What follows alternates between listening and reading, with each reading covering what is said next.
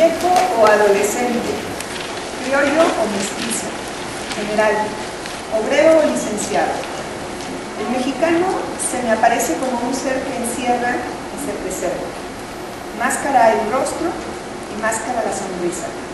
Plantado en su arisca soledad, espinoso y cortés a un tiempo.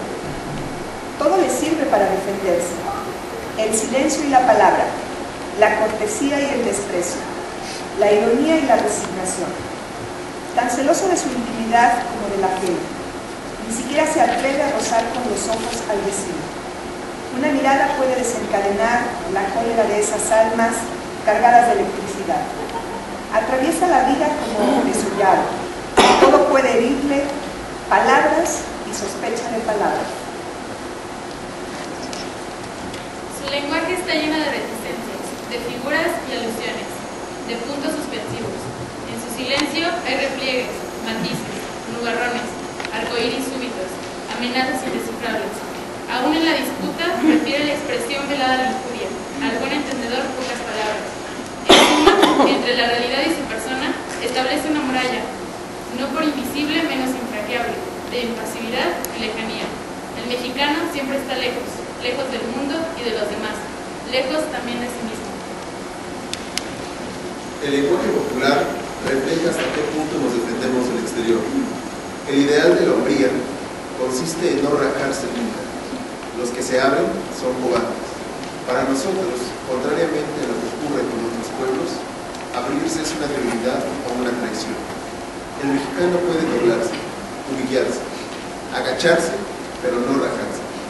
Esto es, permitir que el mundo exterior penetre en su intimidad. El rajado es de poco fiar, un traidor o un hombre de dudosa fidelidad, que cuenta los secretos y es incapaz de afrontar los peligros del misterio. Las mujeres son seres inferiores porque, al entregarse, se abren. Su inferioridad es constitucional y radica en su sexo. Es su rajado, herida con más superficie. El hermetismo es un recurso de nuestro recelo y desconfianza. Muestra que instintivamente consideramos peligroso al medio que nos rodea. Esta reacción se justifica si se piensa en lo que ha sido nuestra historia y en el carácter de la sociedad que hemos creado. La dureza y hostilidad del ambiente y esa amenaza escondida e indefinible que siempre flota en el aire nos obligan a cerrarnos al exterior, como esas palabras de la meseta, plantas de la meseta, que acumulan sus jugos tras una cáscara espinosa. Pero esta conducta, legítima en su origen, se ha convertido en un mecanismo que funciona solo automáticamente. Ante la simpatía y la dulzura, nuestra respuesta es la reserva, pues no sabemos si esos sentimientos son verdaderos o simulados. Y además, nuestra integridad masculina corre tanto peligro ante la benevolencia como ante la hostilidad. Toda abertura de nuestro ser entraña una división de nuestro ombligo. Nuestras relaciones con los otros hombres también están teñidas de celo. Cada vez que el mexicano se confía a un amigo o a un conocido, cada vez que se abre, abdica, y teme que el desprecio del confidente siga su entrega. Por eso la confidencia deshonra y es tan peligrosa para el que la hace como para el que la escucha. No nos ahogamos en la fuente que nos refleja, como narcisos, sino que la cegamos. Nuestra cólera no se nutre nada más del temor de ser utilizados por nuestros confidentes, temor general a todos los hombres, sino de la vergüenza de haber renunciado a nuestra soledad.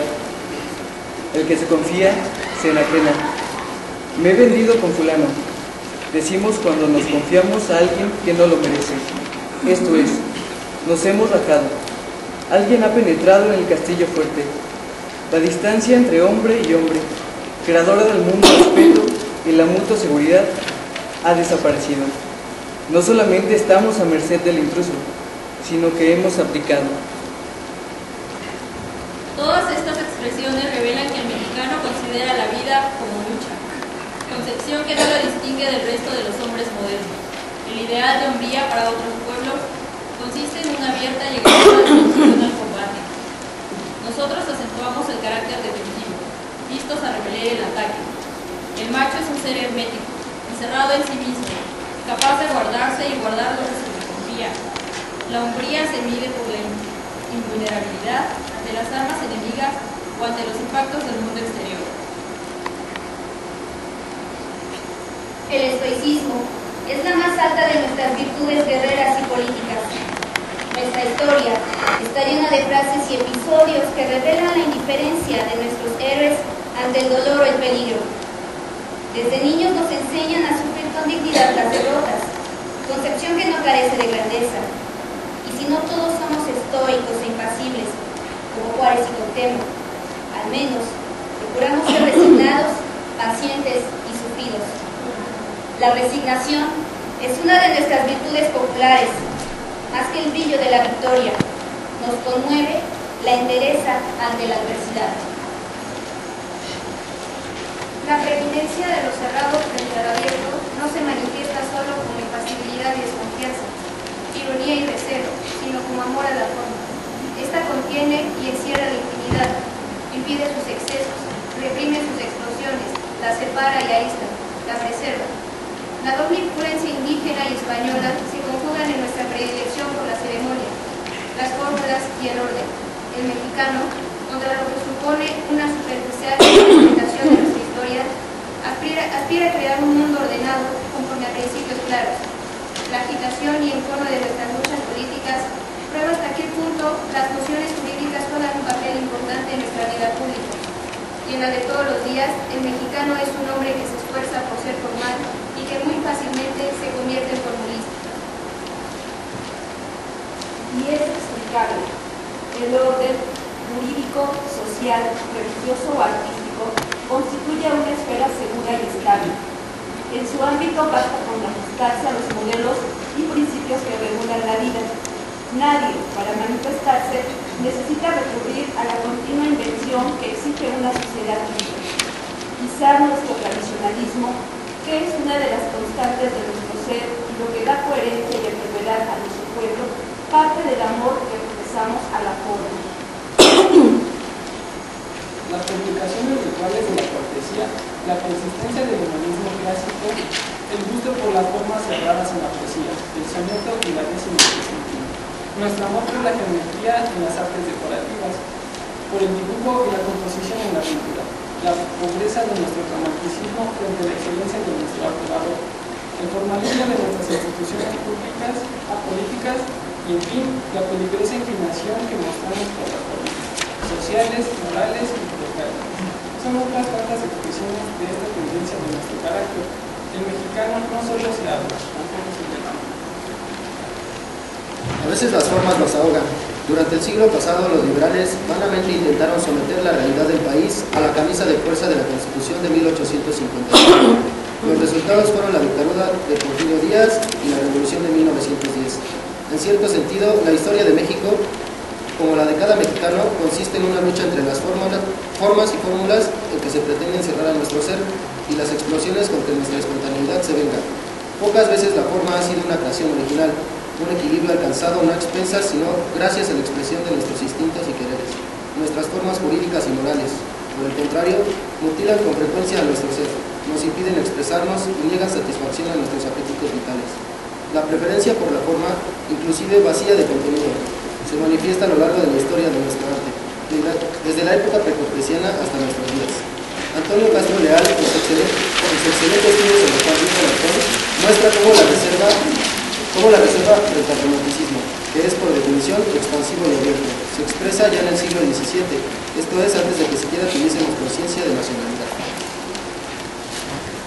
Tenían razón los contemporáneos de Juan Luis de Alarcón al acusarlo de introvertido, aunque más bien hablasen de la deformidad de su cuerpo que de la singularidad de su obra.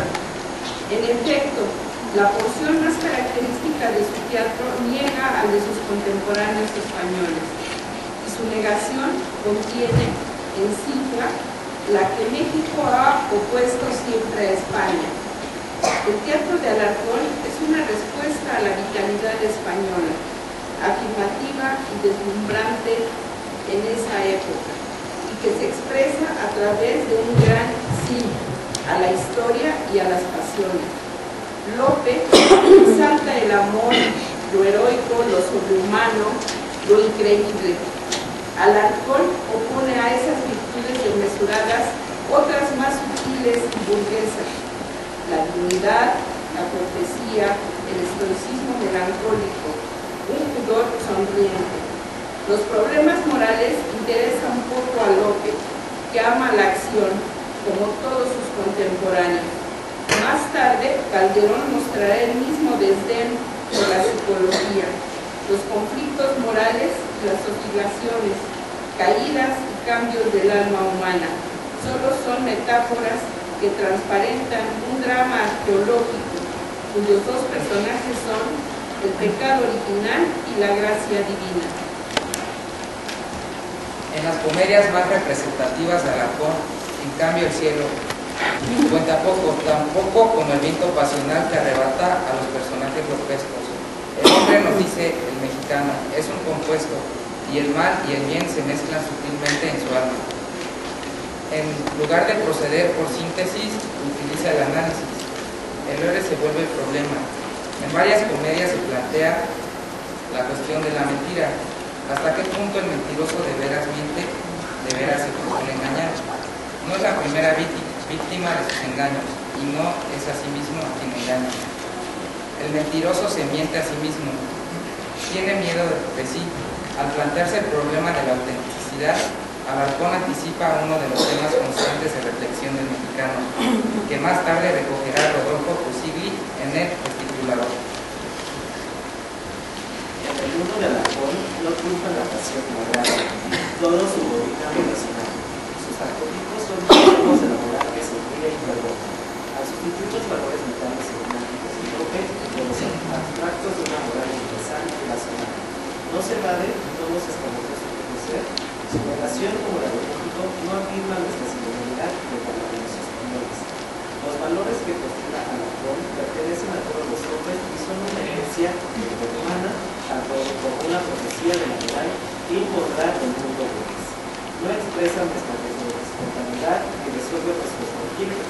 Son formas que hemos creado y surgido.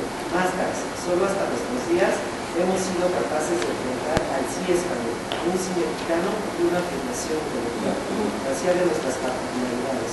La Revolución Mexicana, al descubrir las artes populares, dio origen a la cultura moderna, al descubrir el lenguaje de los mexicanos, y la nueva poesía. Si en la política y el arte el mexicano aspira a crear mundos cerrados, en la esfera de las relaciones cotidianas procura que impere el pudor, el recato y la reserva ceremoniosa. El pudor que nace de la vergüenza ante la desnudez propia o ajena es un reflejo casi físico entre nosotros, nada más alejado de esta actitud que el miedo al cuerpo, característico de la vida norteamericana.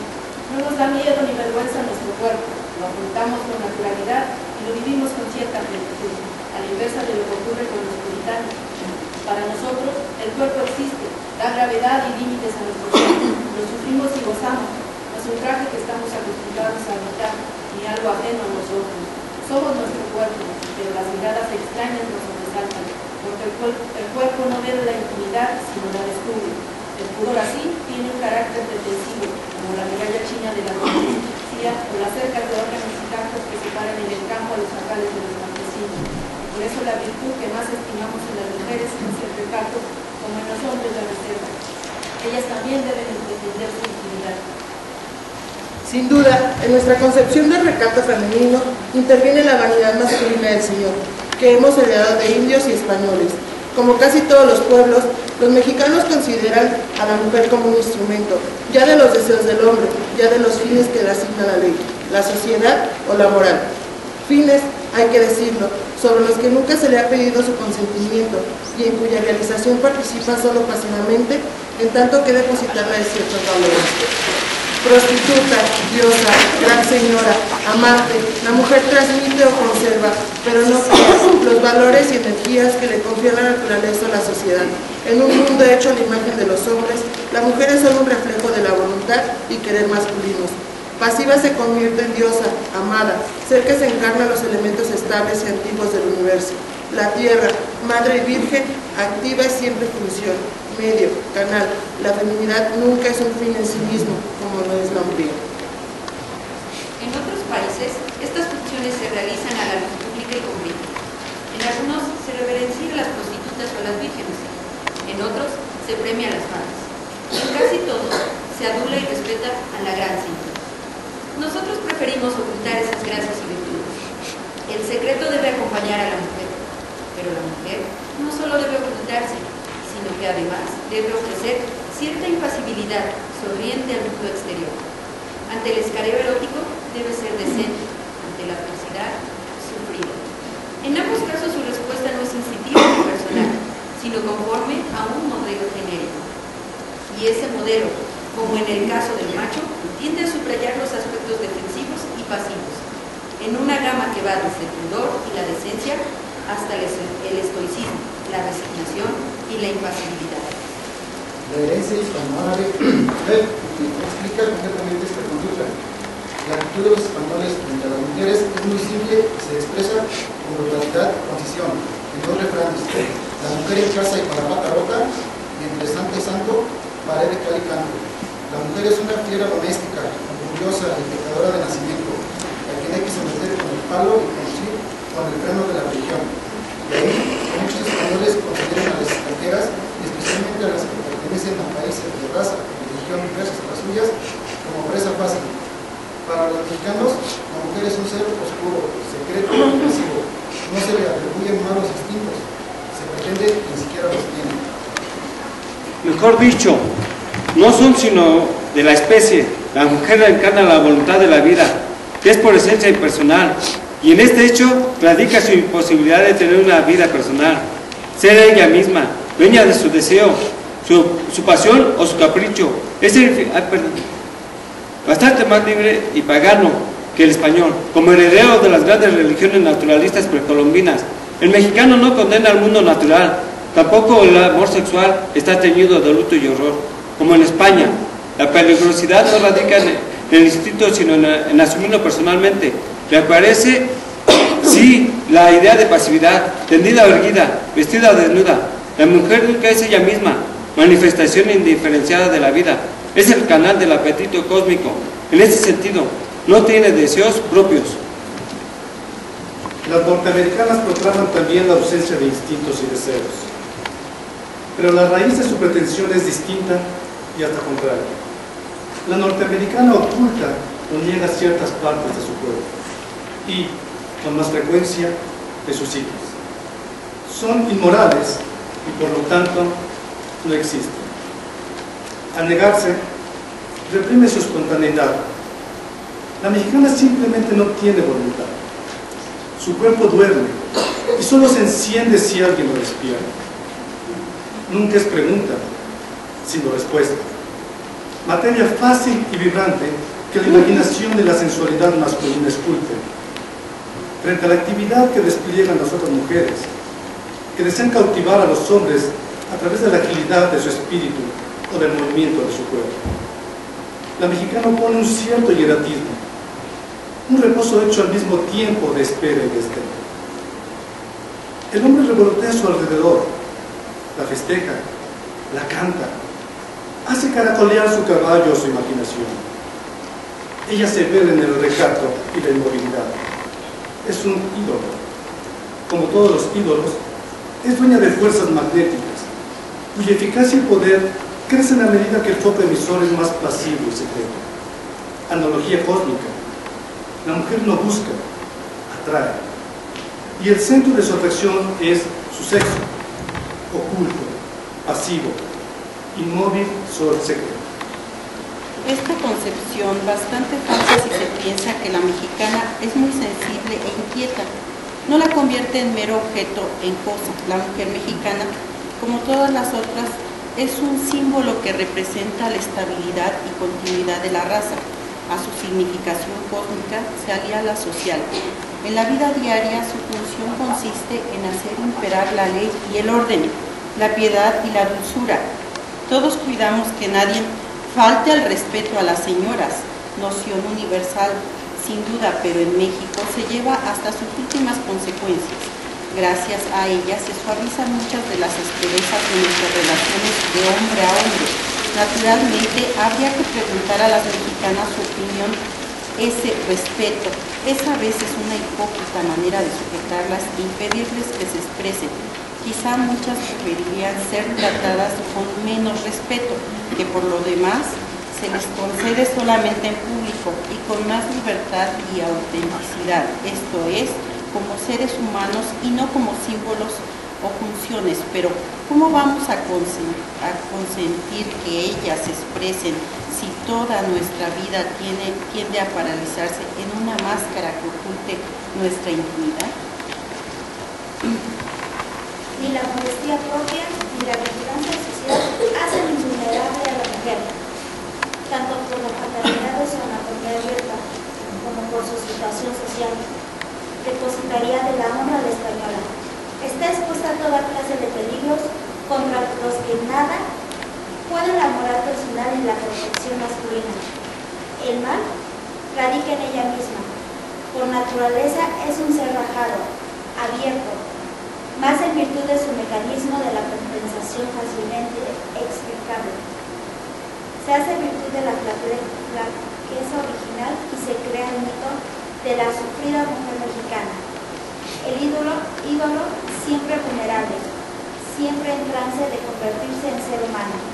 Se transforma en víctima, pero en víctima endurecida, insensible al sufrimiento, encallecida a fuerza de sufrir. Una persona sufrida es menos sensible al dolor que las que apenas han sido tocadas por la adversidad. Por obra del sufrimiento, las mujeres se vuelven como los hombres, invulnerables, impasibles y estoicas. Se dirá que al transformar en virtud algo que debería ser motivo de vergüenza, solo pretendemos descargar nuestra conciencia y encubrir con una imagen de realidad a Dios. Es cierto, pero también lo es que al atribuir a la mujer la misma invulnerabilidad a que aspiramos, recurrimos con una inmunidad moral su fatalidad anatómica, abierta al exterior. Gracias al sufrimiento y a su capacidad para resistirlo sin protesta, la mujer trasciende su condición y adquiere los mismos atributos que el hombre. Es curioso advertir que la imagen de la mala mujer casi siempre se presenta acompañada de la idea de actividad, a la inversa de la abnegada madre, de la novia que espera y del ídolo hermético. Seres estáticos, la mala va y viene, busca a los hombres, los abandona, por un mecanismo análogo al descrito masculino. Su extrema movilidad la vuelve invulnerable. Actividad e impudicia se unen a ella y acaban por petrificar su alma. La mala es dura, limpia, independiente como el macho. Por caminos distintos, ella también trasciende su filosofía y se cierra al mundo. Es significativo, por otra parte, que el homosexualismo masculino sea considerado con cierta indulgencia por lo que toca a la gente activa. El pasivo, al contrario, es un ser degradado y abyecto. El juego de los albures, esto es, el combate verbal hecho de alusiones obscenas y de doble sentido, que tanto se practica en la Ciudad de México, transparenta esta ambigua concepción. Cada uno de los interlocutores, a través de trampas verbales y de ingeniosas combinaciones lingüísticas, procura anonadar a su adversario. El vencido es el que no puede contestar, el que se traga las palabras de su enemigo, y esas palabras están teñidas de alusiones sexualmente agresivas. El perdidoso es poseído, violado por el otro. Sobre él caen las burlas y escarnios de los espectadores. Así pues, el homosexualismo masculino es tolerado, a condición de que se trate de una violación del agente pasivo. Como en el caso de las relaciones heterosexuales, lo importante es no abrirse y simultáneamente rajar, herir al contrario. Me parece que todas estas actitudes, por diversas que sean sus raíces, confirman el carácter cerrado de nuestras reacciones frente al mundo o frente a nuestros semejantes. Pero no nos bastan los mecanismos de preservación y defensa, la simulación que no acude a nuestra pasividad, sino que exige una invención activa y que se recrea a sí misma a cada instante. Es una de nuestras formas de conductas habituales. Mentimos por placer y fantasía, sí, como todos los pueblos imaginativos, pero también para ocultarnos y ponernos al abrigo de intrusos. La mentira posee una importancia decisiva en nuestra vida cotidiana, en la política, el amor, la amistad. Con ella no pretendemos nada más engañar a los demás, sino a nosotros mismos.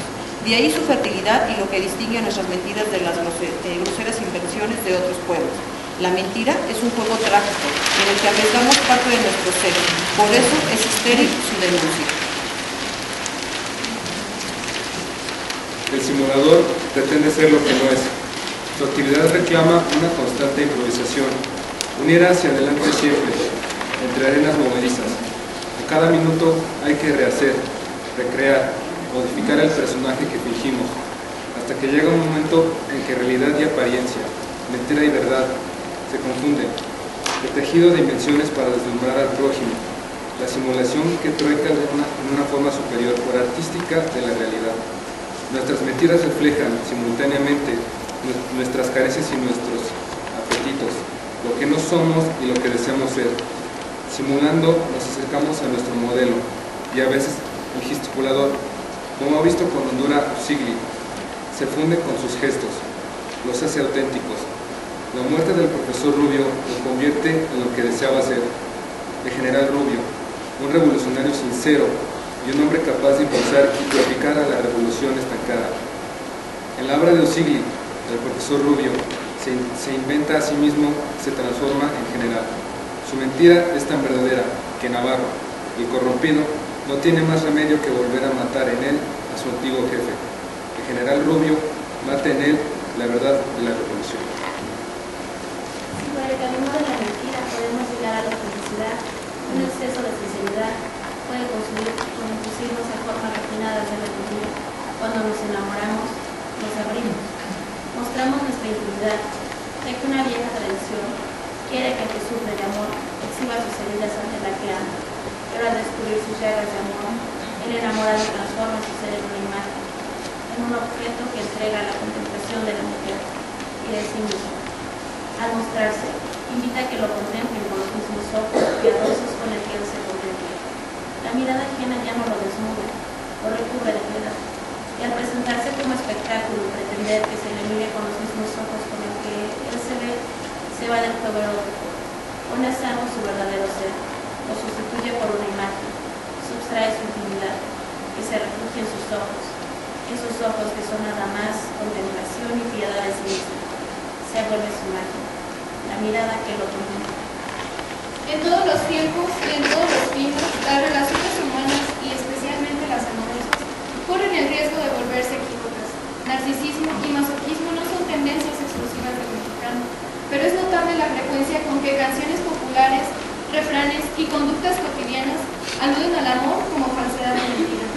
Casi siempre eludimos los riesgos de una relación desnuda a través de una exageración en su origen sincera de nuestros sentimientos. Asimismo, es revelador cómo el carácter combativo del erotismo se acentúa entre nosotros y se impone. El amor es una tentativa de penetrar en otro ser, pero solo puede realizarse a condición de que la entrega sea mutua. En todas partes es difícil este abandono de sí mismo.